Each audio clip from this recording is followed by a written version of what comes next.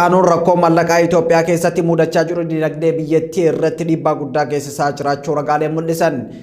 Itoophiyaan biyyoota sadarkaa addunyaatti gatiin mallaqaa isaanii haalaan gadi bu'e keessaa ishee tokko ta'uu ragaan Traveled Currencies Project irraa argame ni mul'isa.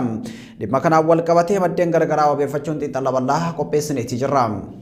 Mallaqni Itoophiyaa jijjiirraa mallaqaa idil addunyaa faana wal bira qabame yoo ilaalamu baay'ee gadi bu'aa dhufeetii jira.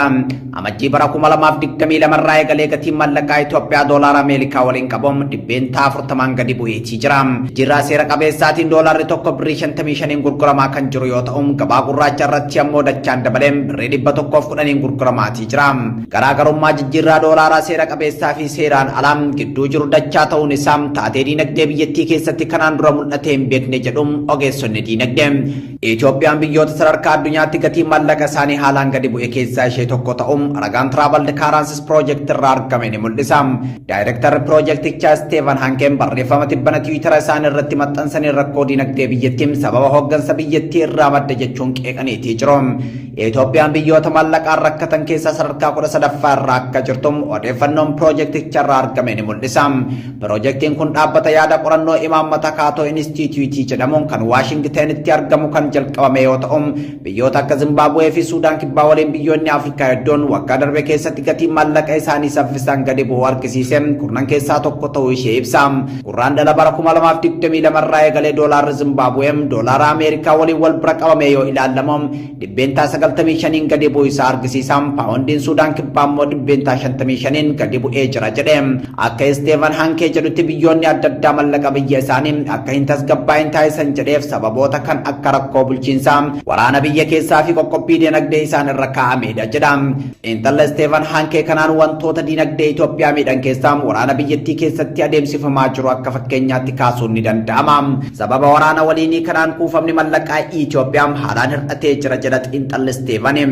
Akka gabaasa caamsaa bara 2022 dhaabbata bulchiinsa investimentii Seefas Kraus Capital jedhamu maxxansee ibsutti kuufamni mallaqa Itoophiyaa sadarkaa nama yaaddessuun doolaara biiliyoona takka tuqaa sadii irra ga'ee jira jedha. Qorataa wiirtuu guddina addunyaa kan ta'e Dr. Tedros Mokkonnan tasgabbii dhabuu fi walitti bu'iinsi kun turizimii fi investimentii alaa daangessuun galii mallaqaa laagufachiisee jira jechuu isaa Addis Standard gabaaseeti jira. Biyyi gaanfa Afrikaa Itoophiyaan rakkoo sharafa alaatiin wal'aansoo wal qabaa kan jirtu yoo ta'u michoonni misooma mallaqaa waadaa seenan dhoowwachuu wajjin wal qabateen biyyattiin sadarkaa yaaddessaa irra jiraachuun hayyoonni ibsaatii jiru. Ministeerri mallaqaa Itoophiyaa Ahmad Shideen baajata bara 2016 yeroo ibsutti mallaqni michoota misooma mallaqaatiin waadaa seenameen funaanname dhibbeentaa 22 gadi akka ta'e ibseetii jira.